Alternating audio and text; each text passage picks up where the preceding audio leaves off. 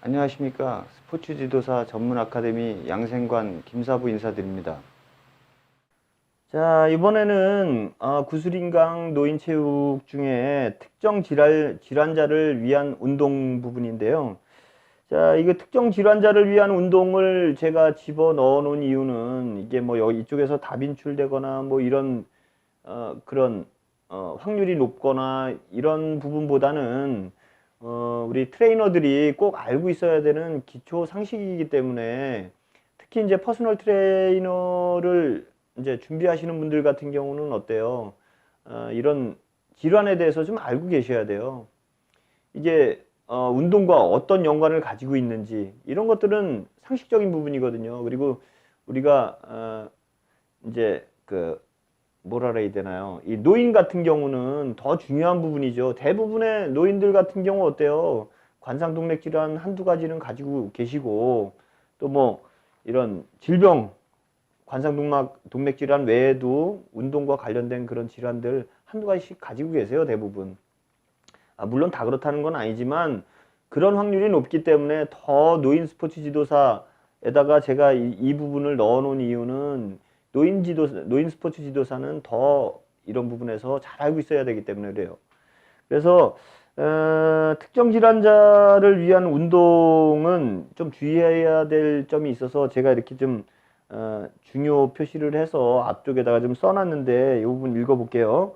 자, 특정 질환을 가진 사람들의 운동은 일반인들과는 달라야 하며 그에 맞게 개별화되어야 한다. 무슨 얘기인지 확 와 닿으시죠? 자, 트레이너가 개인적인 판단으로 프로그래밍 할 수 없는 부분이며 반드시 담당 의사의 처방을 받아 주의사항과 금기사항들을 프로그램에 대입해야 한다.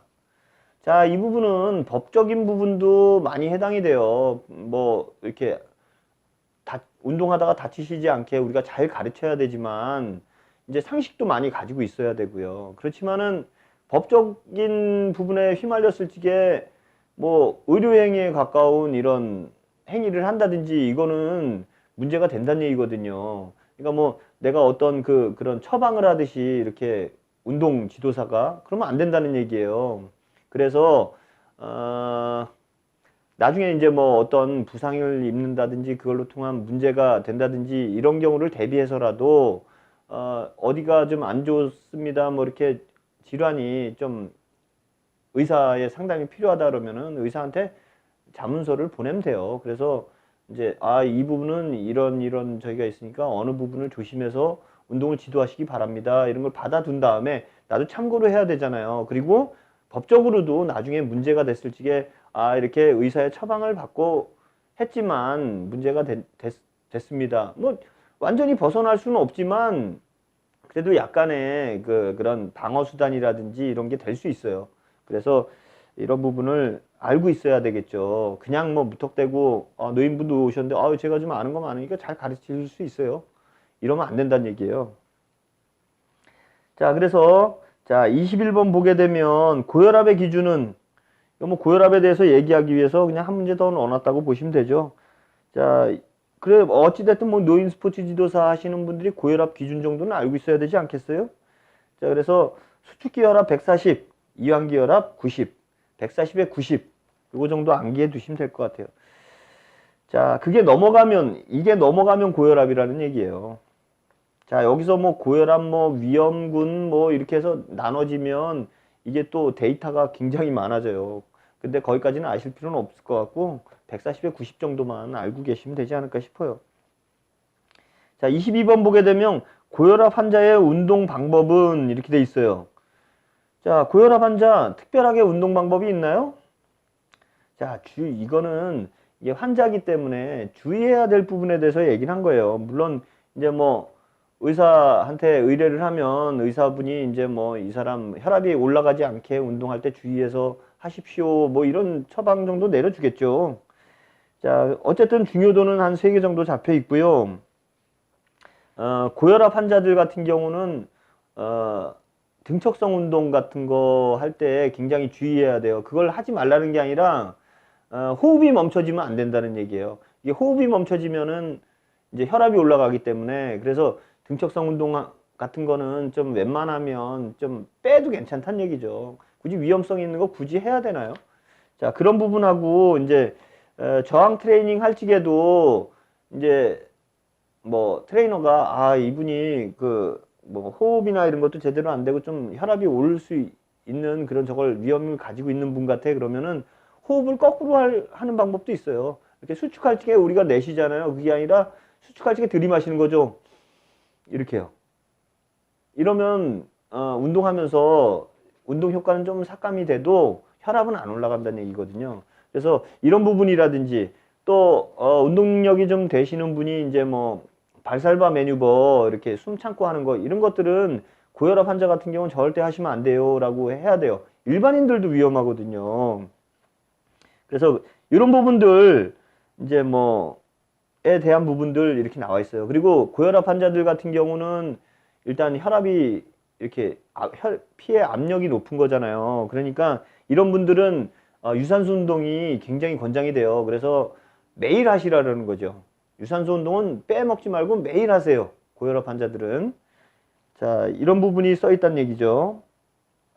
그래서 뭐 발살바 매뉴버에 대한 간략한 설명도 이렇게 돼 있고요. 중요도는 3개예요. 자, 23번 보게 되면 당뇨병의 종류와 원인 그리고 증상은 무엇인가 이렇게 그러면은 이렇게 물어보면은 종류는 뭐고 원인은 뭐고 증상은 뭡니다. 이렇게 얘기하면 되겠죠.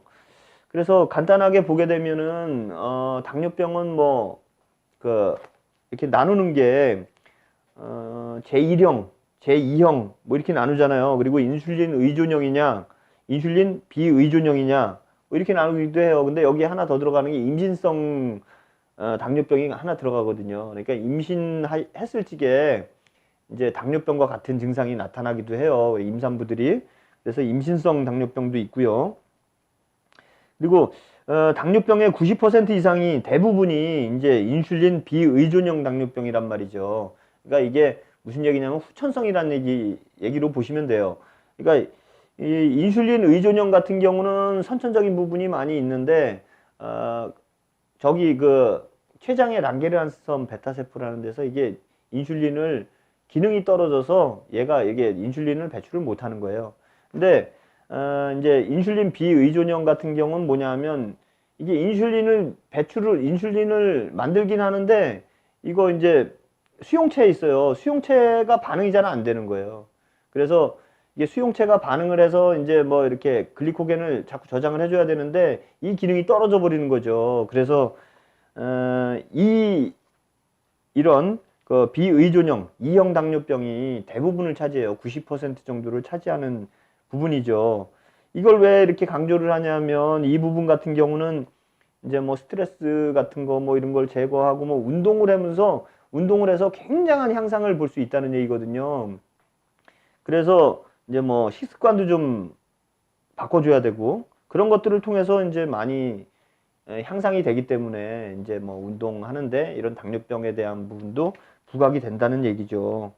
그리고 이제 뭐 증상 같은 경우는 과식을 하는 거라든지 뭐 물을 자주 마시고 이제 뭐 소변 뭐 이거 자주 보고 이런 거죠. 뭐 소변에서 뭐 이렇게 저기가 당이 많이 배출되는 거죠. 그러니까 뭐 이거는 간단하게 그거예요. 이게 인체가 이제 뭐 당분을 에너지로 사용하고 이제 뭐 탄수화물을 에너지로 사용하고 남는 것들은 이제 근육 주변에다 저장을 하고 그다음에 나중에 이제 나중을 위해서 저장하는 거죠. 그다음에 나중에 또 운동을 하게 되면 그걸 꺼내서 쓰고 이렇게 해야 되는데 저장이 안 되는 거예요. 저장이. 그래서 그냥 저장이 안 되다 보니까 어떻게 돼요? 그냥 소변으로 빠져나가는 거죠. 그래서 소갈이라고 그러잖아요. 소갈. 소변으로 이렇게 빠져나가는 병. 그게 이제 당뇨병인데 문제는 이제 뭐 이렇게 고혈당이 문제가 되기보다는 이제 저혈당이 문제가 되죠. 당이 갑자기 뚝 떨어지는. 그래 이제 저장한 그런 걸 꺼내서 써야 되는데 저장분이 없기 때문에 위험한 거예요. 자, 그리고 24번에 보게 되면은 당뇨병 환자의 운동 방법은 이렇게 돼 있어요. 이게 핵심 답변 좀 읽어 드릴게요. 운동 시작 전에 반드시 혈당을 체크해야 합니다. 이거 운동하다가 위험한 상황이 저혈당 상황이 발생될 수 있기 때문에 체크를 해봐야 돼요. 뭐 과하게 높다든지 아니면은 뭐 과하게 낮다든지 이런 건 체크를 해봐야죠. 그리고 혈당을 운동 시작 전에 좀 혈당을 보충해 준다. 이게 저장분이 이제 뭐 약 드시고 그러면 괜찮지만 저장분이 이제 저희 없다 보면 어때요? 이제 위험할 수 있기 때문에 약간이라도 좀 혈당을 보충하고 이렇게 시작하시는 게 바람직하다는 얘기죠. 그리고 운동은 뭐 거진 주 3에서 5회 뭐 30분가량 이렇게 해놨는데 매일 하시는 게 좋아요.